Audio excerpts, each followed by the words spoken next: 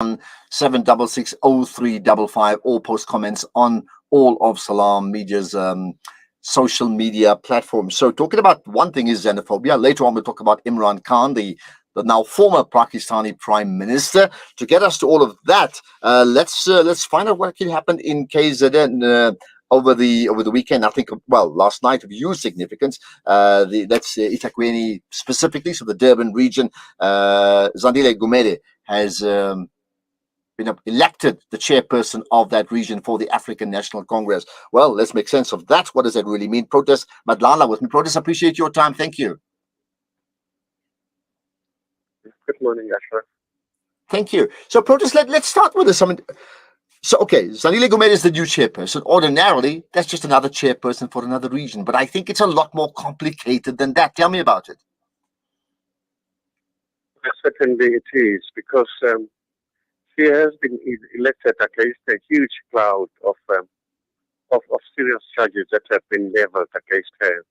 And her own organization have actually asked her to step aside from active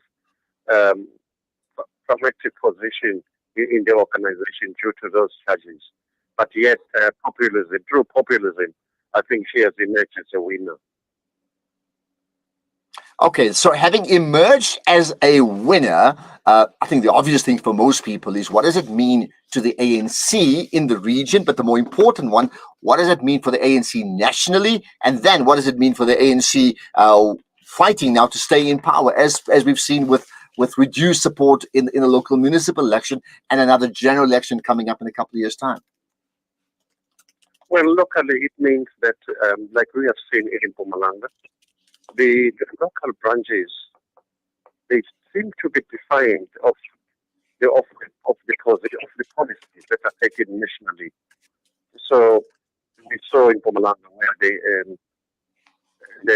provincial secretary was also elected, I think a week or so ago, because he also was facing some serious charges of murder.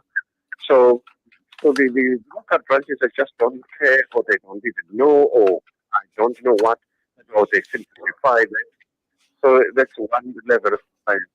So I think the one thing also it points at the national level is that it seems to be that the center in the organization, the ANC now, the center does not really hold. People just seem to do whatever they want to do and just show the national leadership the middle finger. Now, many people are seeing this as a victory for those that oppose President Ramaphosa. Remember, he's going to contest his own election coming up at the end of the year, versus those that actually support him. Do you see the same? Yes, certainly, yes. This section is very much aligned to the so-called RET, or the Radical Economic Transformation grouping, that is aligned to the former state president. And so, yes, I think it's a victory for that section as well of the ANC. So if we extrapolate that to the end of the year, then what do you think may happen? I mean, I understand that region is the most populous in terms of ANC local, well, not so much wards, certainly local regions in the entire country, right? Region by region, in terms of branches.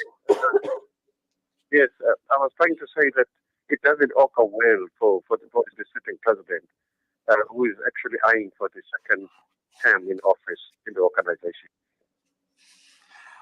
There's also been this thought that, okay, fine, this faction has won now, but this faction may well have been the cause of the ANC's poor showing in the local municipal election. Would this be, in terms of the ANC itself, right, would this be a case of that region winning now may actually damage the ANC itself nationally? Well, yes, in a way, yes. It might, because I think the feelings are quite strong, that people really want to move forward. They want to see those who are charged. They want to see them, they've not taking its calls, and they want to see them behind bars. And it also makes a mockery of the ANC's seriousness, of its pronouncement that of its fight against corruption. or eradicating rotten potatoes amongst its ranks. Well, interesting you talk about corruption. So the person elected, Zandile Gumede, now in fact has got what allegation after allegation attached to her name, right? What does that say about the ANC? I mean, she's not found guilty, but there are. It's not just one or two allegations. There's like I think over 200, right? What does it say about her? I have a feeling that the ANC as an organization is as weak as its branches and is as strong as its branches. Um, I think you and I have been to this game together for a long time. We know that there are no actually genuine ANC branches. You buy. I even remember. I think it was 2010 when former Secretary General of the ANC, Gwede Mantashe, was very well at pains when there was a conference of the ANC in Durban, where he said that people actually pay people to at local branches for membership so that they can vote for them. So actually, it's not genuine branches. For me, it's people who are actually you give them the 12 rand or 20 rand to buy membership so that they can vote for you. So it's not for me people joining out of conviction that they understand what the party stands for, but it's more for popular leaders that they want to support. So I think, and in most of the cases, as we know, as we know there are structures like Mandela Bona in Devon. Most of these, especially in terms of ward committees, they are just tender committees. They are not really ANC committees. Now, I mean, the winner here, Zandile Gumede, winning the race. I mean, she was not even present at the election because of that ANC step aside rule, right? Where people who are, suspected of being guilty of certain crimes, in this case, around corruption, needs to be stepped aside, right, or set aside until the issue gets resolved. So in practical terms, I mean, one, you made the point already that people vote for whoever they want, and that's the weakness of the ANC. But the other hand, in practical terms, then, can she actually serve as the chairperson right now? One is being elected, but can she serve? No, certainly she can't. Otherwise, the step aside is a shame. She can't.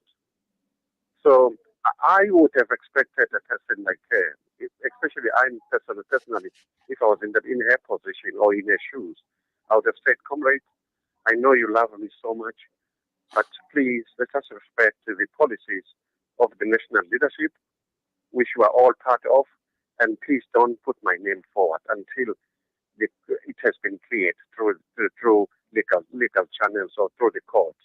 Then I'm clean and I can stand. Otherwise, I will bring all my dark cloud around me into the organization, which might damage the image of the organization."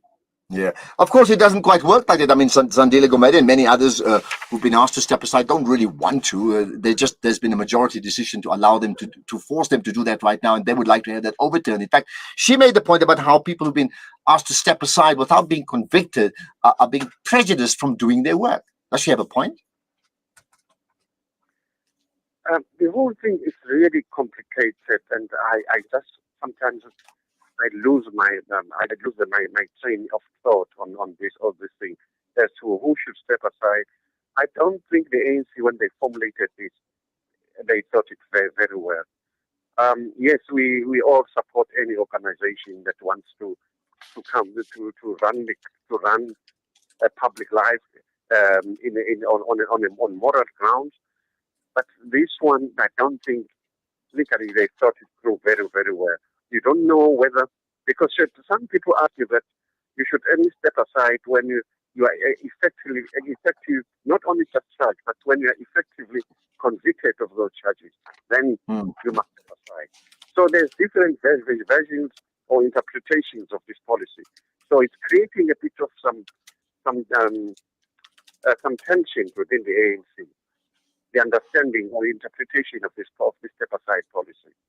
Okay, so I mean, you have a case where a person with charges, allegations against corruption, being elected the chairperson. Where we had last week, I think, a person with allegations around murder being elected to another region. The last thing, therefore, Protas, what going forward would you be looking at? I mean, you're probably looking for another sign, right? What are you looking for going forward? I think the ANC really should close its doors and be firm, even if it means losing popular or populist leaders. For if it's ready to want, it's really serious by telling the public that it has embarked on a journey of internal renewal, and be firm and say, if your name is linked in whatever way to corruption, please step aside and certify, rather than being a mass organization for the sake of being a mass organization, which seems to haunt the image of the organization. We saw how it weekly performed in November elections last year, and come 24, there are fears that we are now with the Zondo Commission report out that the image of the organization might be further tainted. And then the obvious response to that would be, which ANC are you talking about, Protas Madlala? Don't answer that, because that's the essence of the problems facing the ruling party of our country. Fascinating thoughts. Thank you for your insights, most appreciated. And we'll get further thoughts on that. But your opinions as a listener, as a viewer, absolutely matters. 061 766 0355. What do you make of what's happening in the eThekwini region, the KZN region, with regard to the election of a chairperson who's facing multiple charges of corruption, but she's the chairperson, although she can't even serve. It's very, very complicated. What about Imran Khan of Pakistan, former prime minister? Sounds very different saying that today. We're going to talk about that and a whole lot more right after this.